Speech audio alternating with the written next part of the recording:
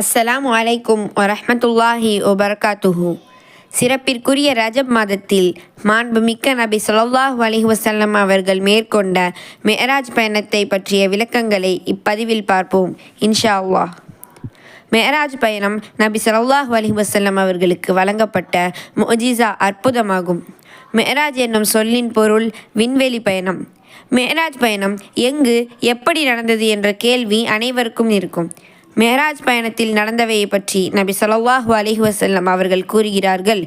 நபி ஸல்லல்லாஹு அலைஹி வஸல்லம் அவர்களது வீட்டின் முகடு திறக்கப்பட்டு அவ்வழியில் ஜிப்ரீல் அலைஹிஸ்ஸலாம் அவர்கள் வந்து நபி ஸல்லல்லாஹு அலைஹி வஸல்லம் அவர்களின் நெஞ்சை பிளந்து அதை ஜம்சம் தண்ணீரால் கழுவி பின்னர் ஈமான் என்னும் இறை நம்பிக்கை மற்றும் ஞானத்தால் நிரப்பப்பட்ட ஒரு தங்கத்தட்டை கொண்டு வந்து நபி ஸல்லல்லாஹு அலைஹி வஸல்லம் அவர்களின் நெஞ்சில் கொட்டி பிறகு அதை மூடிவிட்டு நபி ஸல்லல்லாஹு அலைஹி வஸல்லம் அவர்களை முதல் வானத்திற்கு அழைத்து சென்றார்கள்.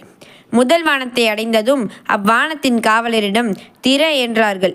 அவ்வானவர் யார் அவர் என்று வினவியதற்கு நான் ஜிப்ரீல் என்று பதில் கூறினார்கள். அதற்கு வானவர் உம்முடன் எவரேனும் இருக்கிறார்களா என்று கேட்டார். அதற்கு ஜிப்ரீல் அலைஹிஸ்ஸலாம் ஆம், என்னுடன் முஹம்மது நபி ஸல்லல்லாஹு அலைஹி வஸல்லம் அவர்கள் இருக்கிறார்கள் என்று கூறினார்கள். அந்த வானவர் அவர் அல்லாஹ்வால் அழைக்கப்பட்டிருக்கிறாரா என்று கேட்டார். ஆம், அவர் அல்லாஹ்வால் அழைக்கப்பட்டு இருக்கிறார் என்று ஜிப்ரீல் அலைஹிஸ்ஸலாம் அவர்கள் கூறினார்கள். வானவர் முதல் வானத்தை திறந்ததும் நபி ஸல்லல்லாஹு அலைஹி வஸல்லம் அவ்வானத்தில் ஏறினார்கள்.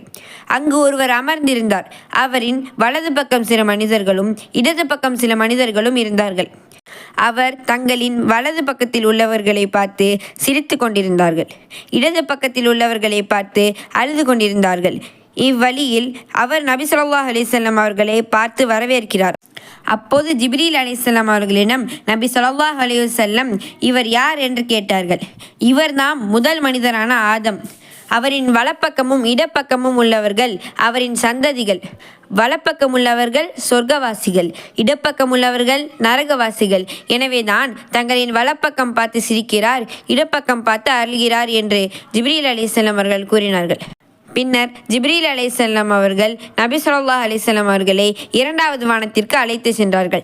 அப்படியே 7 வானங்களையும் நபி ஸல்லல்லாஹு அலைஹி வஸல்லம் அவர்கள் பார்த்தார்கள்.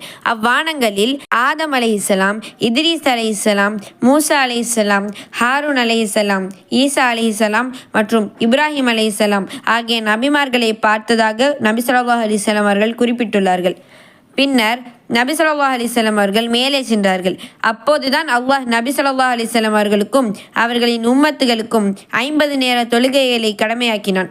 அதை ஏற்றுக்கொண்டு திரும்பி வந்து கொண்டிருந்த போது மூசா அலைஹிஸ்ஸலாம் அவர்களின் பக்கம் சென்றார்கள். அப்போது மூசா அலைஹிஸ்ஸலாம் அவர்கள் உங்கள் சமுதாயத்திற்கு அல்லாஹ் எதை கடமையாக்கினான் என்று கேட்டார்கள். நபி ஸல்லல்லாஹு அலைஹி வஸல்லமோ 50 நேர தொழுகையை கடமையாக்கினான் என்று கூறினார்கள். அதற்கு மூசா அலைஹிஸ்ஸலாம் நீங்கள் திரும்பவும் அல்லாஹ்விடம் சென்று குறைத்து வாருங்கள், உங்கள் சமுதாயம் அதற்கு சக்தி பெறாது என்று கூறினார்கள். திரும்பவும் நபி ஸல்லல்லாஹு அலைஹி வஸல்லம் அவர்கள் அல்லாஹ்விடம் சென்றபோது அதில் கொஞ்சத்தை அல்லாஹ் குறைத்தான். மீண்டும் மூசா அலைஹிஸ்ஸலாம் அவர்கள் குறைத்து வாருங்கள் என்று கூறினார்கள். அப்படியே நபி ஸல்லல்லாஹு அலைஹி வஸல்லம் பலமுறை குறைத்து இறுதியாக 5 நேர தொழுகைகளை அல்லாஹ் கடமையாக்கினான். மூசா அலைஹிஸ்ஸலாம் அவர்கள் மீண்டும் அல்லாஹ்விடம் சென்று குறைத்து வாருங்கள் என்று கூறினார்கள். அதற்கு நபி ஸல்லல்லாஹு அலைஹி வஸல்லம் அவர்கள் நான் பலமுறை இறைவனிடம் சென்று குறைத்து விட்டேன், இன்னும் அவனிடம் குறைத்து கேட்க நான் வெட்கப்படுகிறேன் என்று கூறினார்கள்.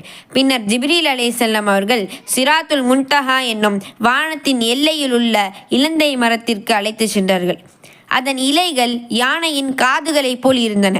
அல்லாஹ்வின் கட்டளையால் இனம் புரியாத நிறங்கள் சூழ்ந்து முற்றிலும் மாறிவிட்டது.